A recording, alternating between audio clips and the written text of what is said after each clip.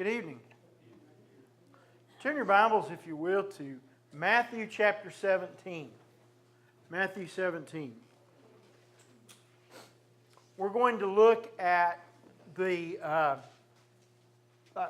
Wednesday or Sunday morning. I mentioned to you that we're going to look at the boy that was demon possessed when Jesus came down off the mountain, a Mount of Transfiguration. I mentioned to you to read Mark chapter 9. We'll get to Mark chapter 9 here in a little bit. But Matthew, Mark, and Luke, all three, have this text. And so they're all three a little different. So we're going to read all three of them, and then we'll dive into, in particular, Mark 9. Mark 9 has more details than the other two, and we're going to look at it more closely. But we'll try to get a little more complete picture by looking at all three. The first 13 verses of Matthew 17, and all three texts do this. They include this right after Jesus is on the mountain of Transfiguration. That's where he was changed, and his face shined bright, and it was there that Peter, James, and John saw Moses and Elijah talking with Jesus. And it's that place that God spoke to them and said about Jesus that this is my son, my beloved son, in whom I'm well pleased. Listen to him. And so then they come down off the mountain. As they're coming down off the mountain, they ask a question. Isn't Elijah supposed to come? And Jesus said, Elijah's already been here. And they rejected him. And so he's already come, and they didn't recognize him. And then in verse 13, it says, Then the disciples understood that he was speaking to them about John the Baptist. And so, and this is Peter, James, and John. These three, well, they're on the mountain with Jesus. What are the other 9 doing? Well, that's what we're going to look at. Okay? Verse 14. And when they came to the crowd, a man came up to him and kneeling before him said, Lord, have mercy on my son, for he has seizures, and he suffers terribly. For often he falls into the fire, and often into the water. And I brought him to your disciples, and they could not heal him. And Jesus answered, O faithless and twisted generation, how long am I to be with you? How long am I to bear with you? Bring him here to me. And Jesus rebuked the demon. It came out of him, and the boy was healed instantly. Then the disciples came to Jesus privately and said, Why could we not cast it out? He said to them, Because of your little faith, for truly I say to you, if you have faith like a grain of mustard seed, you will say to this mountain, Move from here to there, and it will move. And nothing will be impossible for you. Now, let's go to Luke chapter 9. Luke chapter 9.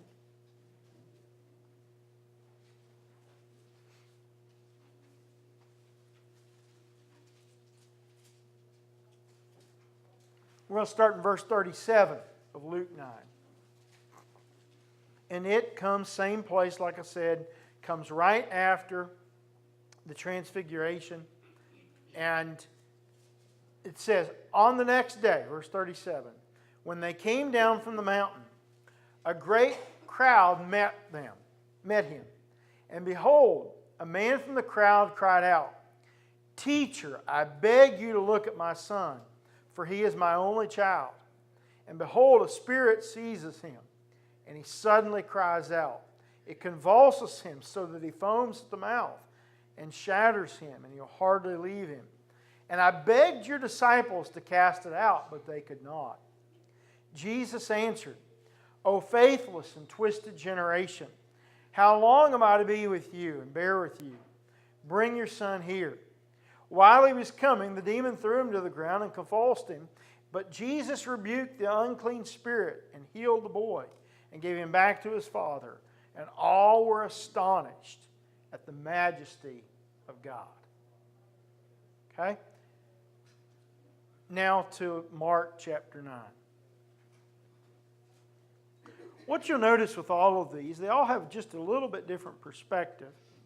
They all list a little bit different details. But what you'll notice is that they are clearly the same story, and that the approach is a little bit different. When Mark includes events that Matthew and Luke include, Mark, for some reason, tends to include more details. There tend to be more details in Mark. Mark, generally speaking, is an action gospel. He says things like Jesus immediately went here or there. And Mark writes his gospel almost kind of like a newspaper. He's about the facts and about painting the scene. And that's some of why Mark is really good. If you've got something and you recognize there are parallel accounts of it, and Mark's one of the parallel accounts, it would do you good to read Mark too, because Mark tends to give more details. He does that in this case too. And there's some things that he includes more of what the man says and more of what Jesus says to the man. And Jesus, at the end of this, drops one of his greatest truths to his disciples in the course of this. And so, like I said, we've already looked at Matthew and Luke. Now let's look at Mark, starting in verse 14. And when they came to his disciples, they saw a great crowd around them, and the scribes arguing with them. And immediately all the crowd, when they saw him, were greatly amazed and ran up to him and greeted him. And he asked them, "What are you arguing with them?"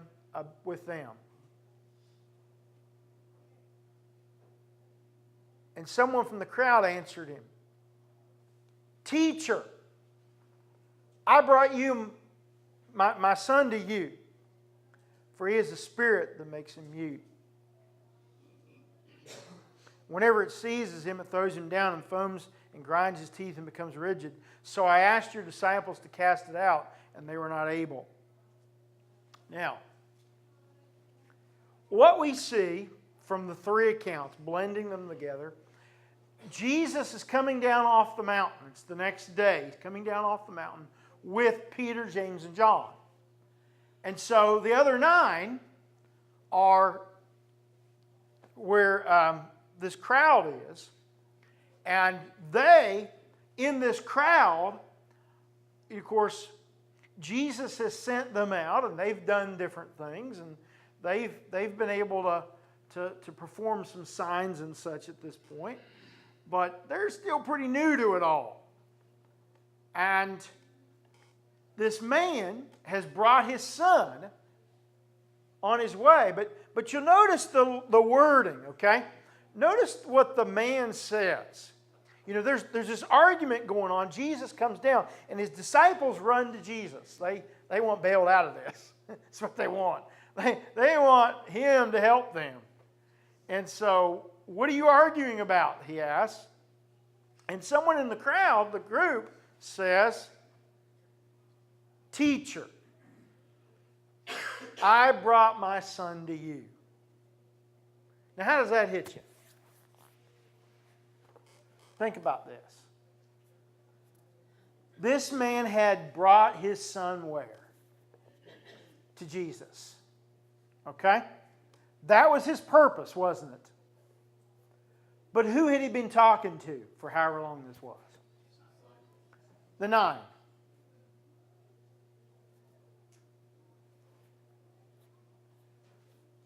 The discussion that the disciples are having with the scribes, do you think it's about the fact that they couldn't heal the boy?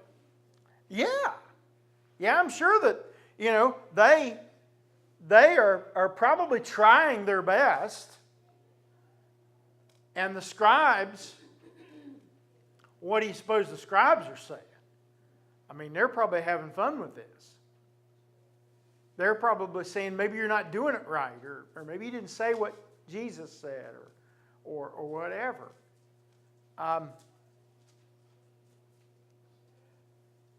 But notice the man says, I brought my son to you. Now, what about people that try to come to the Lord?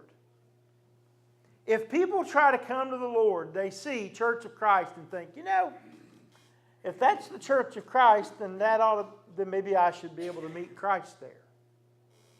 Not literally, but let's work with it, okay? And what do they find when they come in the door? People. Obviously they're not literally going to find Christ. But think about it. I brought my son to you, and your disciples couldn't do anything. Now, obviously, we're not going to heal the demon-possessed. For one thing, I don't believe people are demon-possessed, but that's a different story for a different day. But if they come to Jesus and they run into us, are they still going to be able to find Jesus?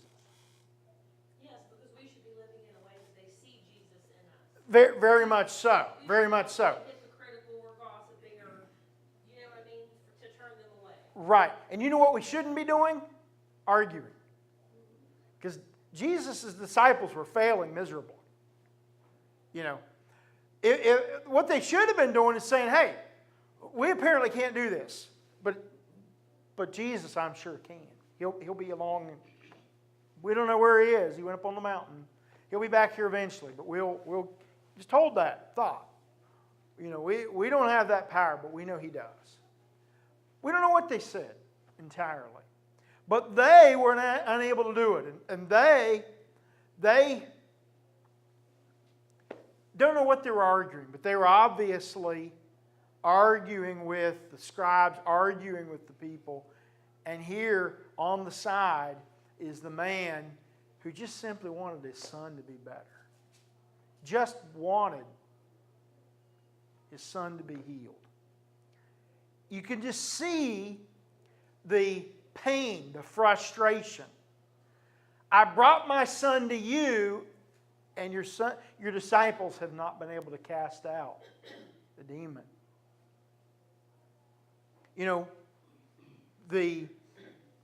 The man at least was willing to let the disciples who represented Jesus try. But they failed. And so, here it is. This commotion is going on, and Jesus comes up and says, what are you arguing about? And it says someone in the crowd, one of the men in the crowd, he pierces through the crowd with his words and says, Teacher, I brought my son to you.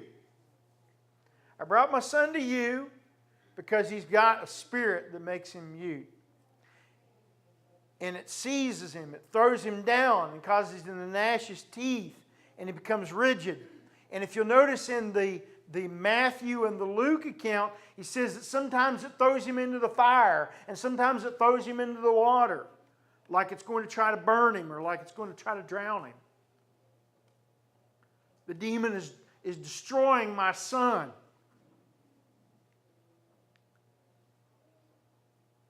And so I asked your disciples to cast it out. They were not able. Now, like I said, let's take the miraculous off the table, all right? Because we don't have the miraculous. But when people come to us, and I know some of you have already given an affirmative answer in this, when they come to us, are we able to show them Jesus? Are we able to do that? Well, yes, obviously we have the capacity to do that. But that's what we need to be about. And his disciples at that time were not, whatever, we don't know exactly what they were doing, but we know what they weren't doing, and that was pointing toward Jesus. They weren't pointing toward the one that could really do what is right. Now, they ran to him when he showed up, but they were failing miserably before he got there. The man, although Jesus wasn't present, gave his son to those disciples. You think about it, that's a lot the way it is for us. If people want to come to the Lord, how are they going to get there? Generally, they have to go through the Lord's people, don't they? You know, we're not a go-between, but let's face it. Almost everybody that gets converted has somebody that helped them get there. There's a human element. Was anybody converted that there wasn't a human being that helped you do it? That either didn't sit down and study with you, or you heard a few sermons, or you're in a Bible class, or you just been around the church long enough that you knew what you needed to do because you'd heard it in sermons and Bible class? Did anybody just sit down on their own, read a Bible, and say, that's what I need to do, and I need to find a place to do that? Okay, nobody has. So everybody's had a human element in it.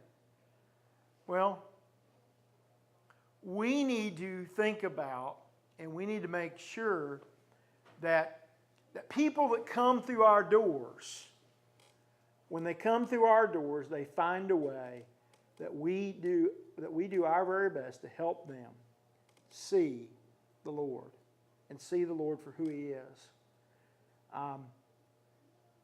Those that come broken, that come with sin in their lives, that need to be saved, they're going to come like this man.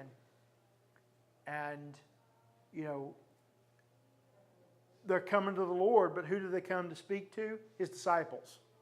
And that's you and me. That's you and me. And so we need to be about doing the very best we can to be the examples that we should be.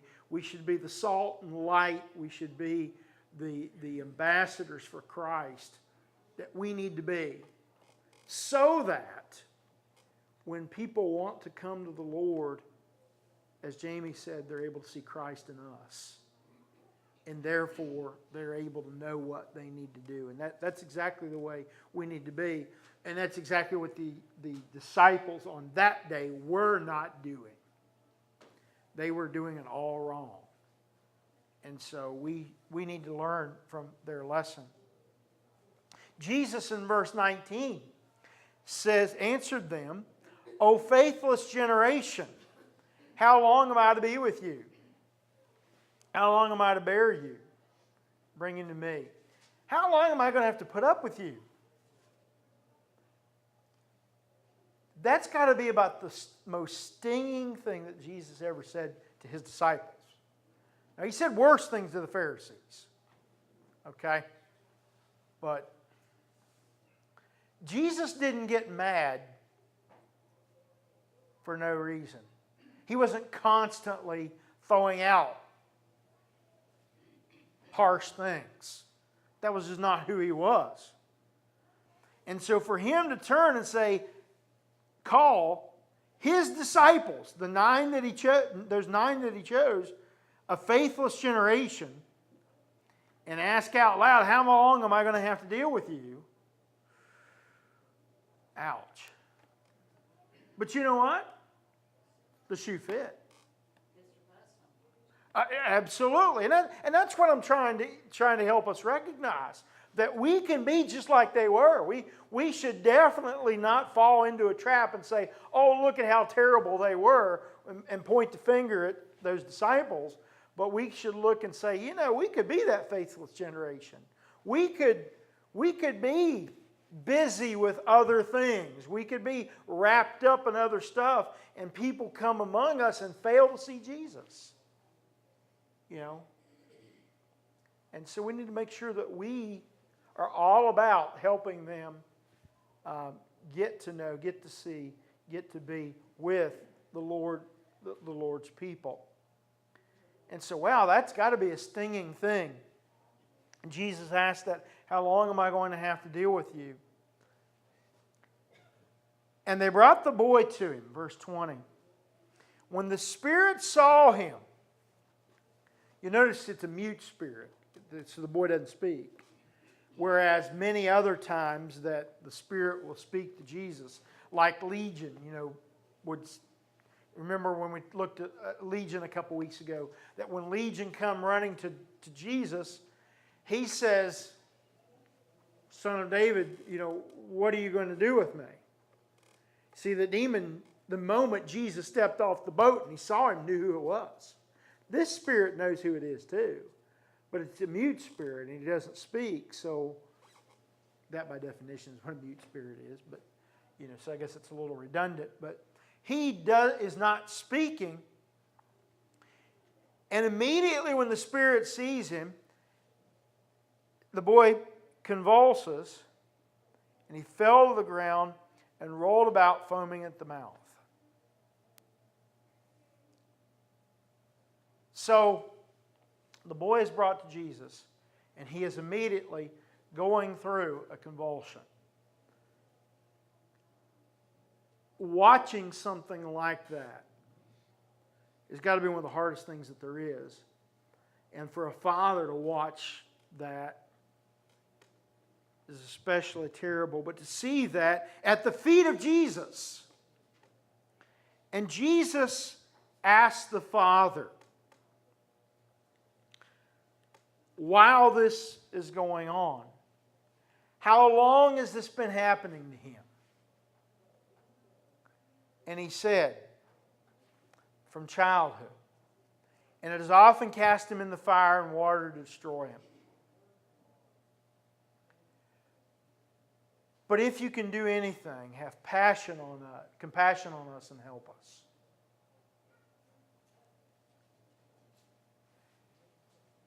He says it's cast him into the fire, into the water, as we've seen here in this, and then also in Matthew and Luke.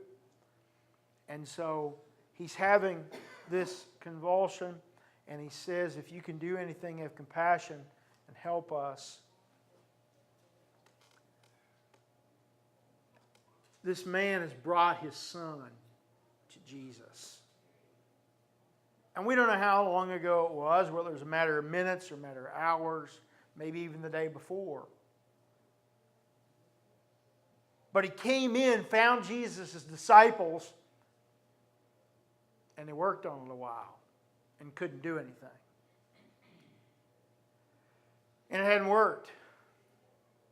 And now he's speaking directly with Jesus. And Jesus, while he's having this convulsions, says, how long has he been like this? And he says he's been like this since childhood. And the Father said, it's often thrown him into the water and into the fire.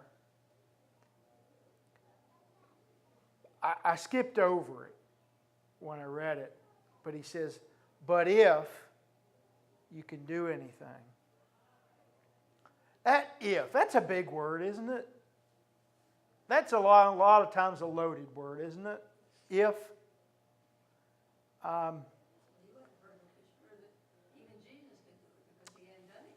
He said, if you can do anything.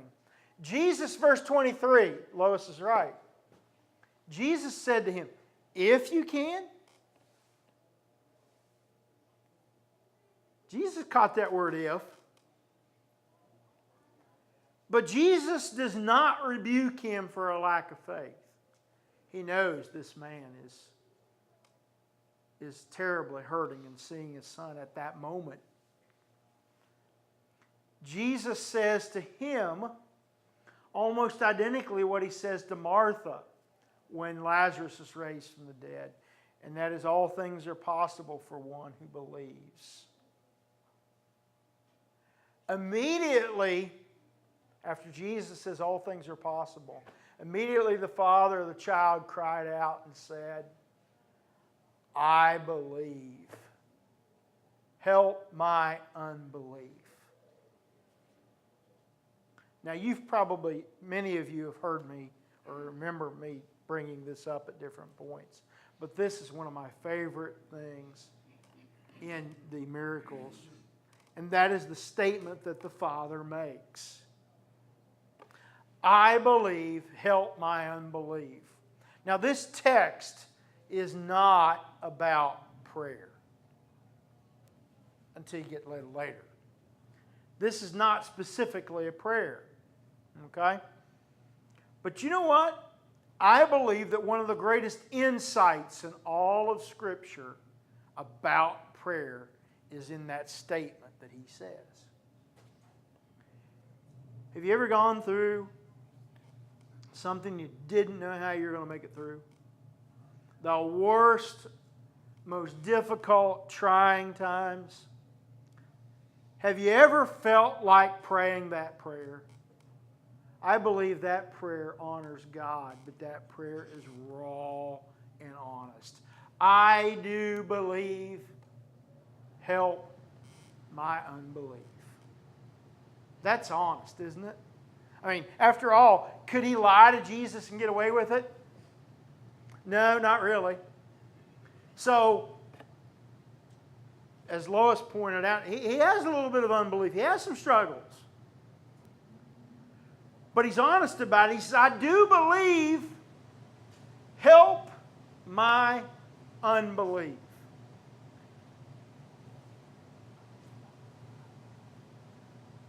If we prayed to God, because God knows our heart, Lord, I believe in you, but I'm struggling. Because you know what? He knows you're struggling. If you say that, trust me, He already knows you're struggling. He already knows your difficulties. He already knows your challenges. But saying to God, I believe, but help my unbelief. It's something I've added into, after learning this many years ago. This is something I've tried to add into my prayers so many times. You know, Lord, I believe in you, but help my unbelief. Help what I'm struggling with. Help the fact that I've put it in your hands, but I'm still hurting. I'm still in pain. I still am struggling. I still have worries. I still can't let it off my mind. I still can't let go of it. It still is there. And if you've ever gone through something, you know exactly what I'm talking about. You pray about it, you have faith, you have resolve, you keep putting one foot in front of the other, you keep doing what you know you need to do, but you're still in pain, you're still struggling, and you're very honestly saying, I believe in you, Lord, but I'm still struggling. I believe, help my unbelief. Because you know what? He brought his son to Jesus, and the disciples hadn't healed him, and now he's in a convulsion at Jesus' feet, and he's still there. And Jesus said, all things are possible for him who believes, and he says, I do believe, help my unbelief. What an awesome statement of raw honesty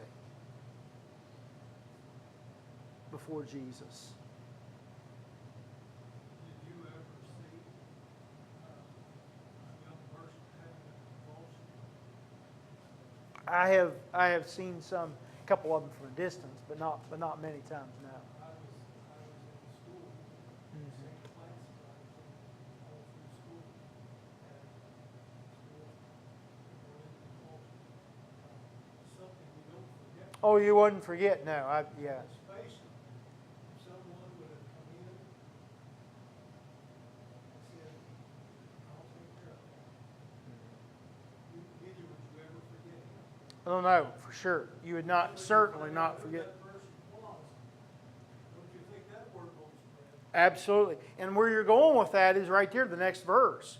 The next verse. And when Jesus saw that a crowd came running together, okay, the convulsion is going on. And the man has cried out, I do believe, help my unbelief. And so the crowd is coming. They're surrounding Jesus and the man and the boy, the disciples. And he speaks he says, you mute and deaf spirit, I command you, come out of him. And just in case there's any kind of doubts, never enter him again. Come out and never go back. Never enter him again. And after crying out and convulsing him terribly, it came out. And the boy was like a corpse, so that most of them said, "He is dead."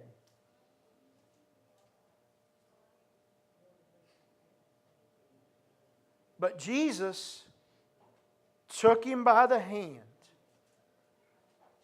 and lifted him up, and he arose.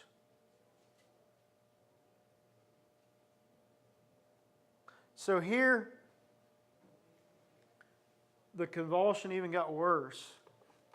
And it was so terrible that when Jesus spoke, cast the demon out, and the boy stops moving.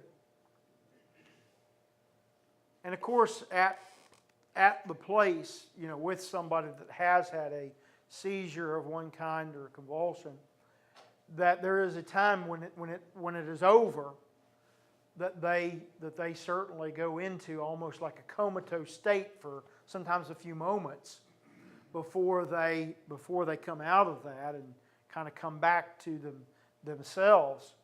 And so he, at the end of this violent episode, became so rigid and still that many in the crowd, most in the crowd, thought the boy's dead.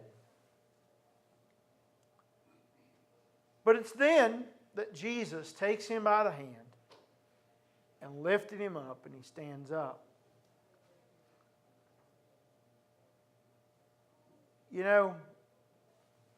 Jesus rebuked the disciples' lack of faith. He called them a faithless generation, said, "How long am I going to put up with you?" And was pretty harsh to them. I think so, and I think that woke them up. Yeah. And it's the same way with us. We need those kind of wake-up calls sometimes that recenter us. And so they went through that. But when this man exclaims to Jesus, "I believe, help my unbelief," Jesus immediately goes toward healing his son. And so what you'll notice is that Jesus honors that honesty. He recognizes that honesty and immediately heals the man's son at the end of that. We studied one night where they asked Jesus who sinned. That. Yeah, that was the one last week. Yeah. And here, what was the purpose of this? That child hadn't done anything wrong. Well, they Yeah. thought back then everything was wrong. What was sin and everybody. Yeah, we looked at last week at the man that had been born blind, and we looked at his. They said that was for God's glory. But That's what it says about for him. Yes, It's the end result, it was. that's absolutely correct. It is the same thing that happened with him. Is his life ended up glorifying God, ended up glorifying Jesus, and so countless thousands, I would say even millions, are inspired and encouraged and taught because of the blind man, because of Legion, because of this unnamed young man that had this demon possessing him. And so, there we draw faith and strength and a lot of things from that. And we don't know his name, we don't know the story, but we know what happened. And so, Lois brings up a good question. Why do these people suffer, and why is that?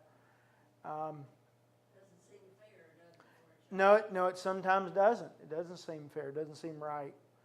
But in reality, those kind of things have been a part of life as long as life's been around. There's been people that have had sickness and struggles, and some of them are children. And some of them, are people that are taken, they die way too young, or whatever, what we think of as way too young. And that happens. And so, Had nothing to do with sin, really, from that. right, That yeah. happened. Yeah, those things happen. Something happened like that, that you were done something sinful. Mhm. Yeah, and they had that view, and but yet that wasn't true, and that's what the point Jesus made with the blind man, that neither he nor his parents sinned, but so the glory of God could be shown. Okay, moving along. Oh yes, Kathy. Sometimes the demon possession that we get today is fear, and it paralyzes us. Oh yeah, And we can't act the way that we should as Christians. right. So for our unbelief, the deeper our faith goes, the less our unbelief is. And it balances out. When we're not afraid, we can face pretty much anything, and we should be afraid so long as we're walking with Christ. Right. Yeah, very much the things that cause us to have that unbelief. Fear is one of the biggest ones of those. Worry and doubt, they're all first cousins, those kind of things together. They all are very similar. And, sometimes our things like anger and hatred and other things that kind of get crept into that. But all of those things can keep us from living and acting the way that we should, and what they can do is they can keep us from having the faith that we should have, and the result is that we get damaged. But especially back to fear, we worry about those things, and what we don't realize is that God's going to take care of those, or will take care of those, and even though we have that. That's why I say it's important to pray, maybe not exactly those words, but essentially that I believe, just help my unbelief. Help me with my struggles. I trust in you, Lord. I know your word tells me that. I know your word tells me do not fear. We're told not to worry, but yet I'm there, I'm struggling. And so, verse 28, I want to finish this out. It says, and when he entered the house, his disciples asked him privately, why could we not cast it out? And he said to them, here's an amazing lesson. This kind cannot be driven out by anything but prayer.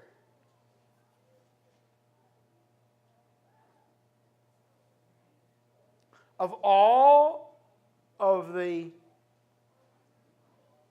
quote-unquote weapons that Jesus would have at his disposal, the big gun, if you will, was prayer. Fasting comes in there too. Yeah. That's another thing. Mm-hmm. That's why he called them faithless at first, because they hadn't sought God out in prayer. They hadn't sought God's help in that. Yeah.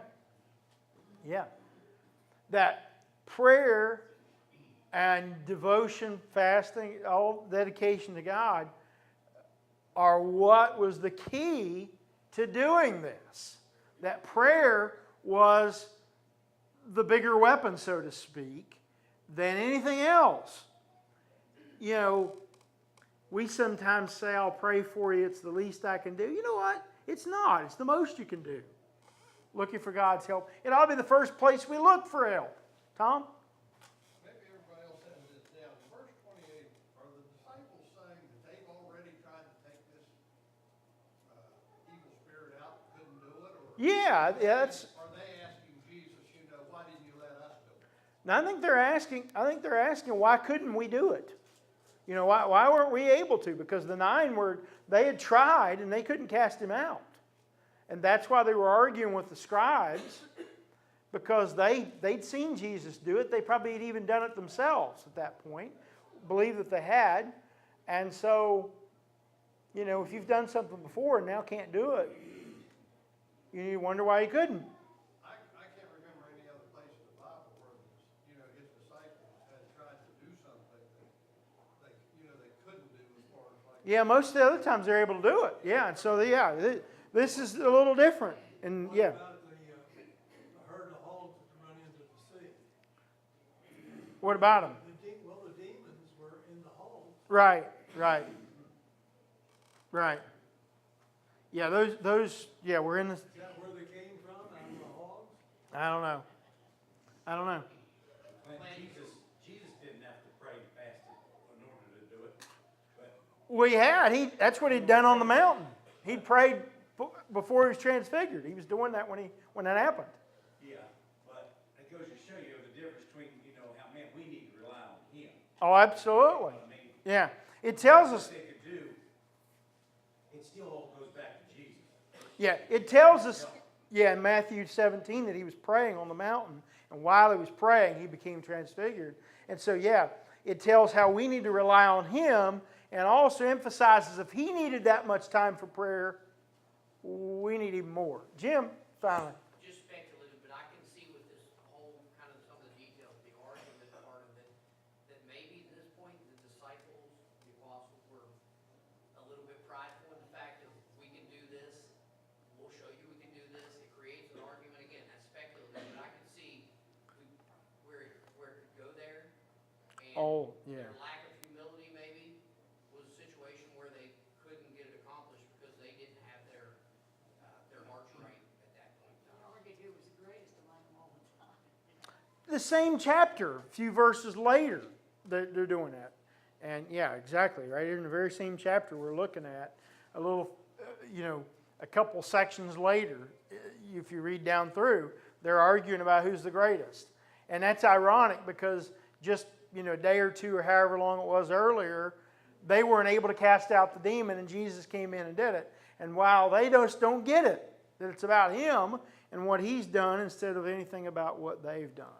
So it could be that more than the fact that he was mad or upset with them, he was disappointed in them as much as anything else. Yeah. He also in verse 21, you have Jesus again. He asked a question there that he already knows the answer for. I think that's his uniqueness again there on I think he knew the hearts of the whole multitude there and the crowd there, and possibly he may knew there were some that didn't really believe that this kid was really a sick child, maybe, you know what I mean? And Right. so, he had that explained, he let the Father explain. Right. Yep. That is very true. He knew exactly what is going on. Okay. I want us to look, next week we're going to look at Matthew chapter 15, verses 21 through 28.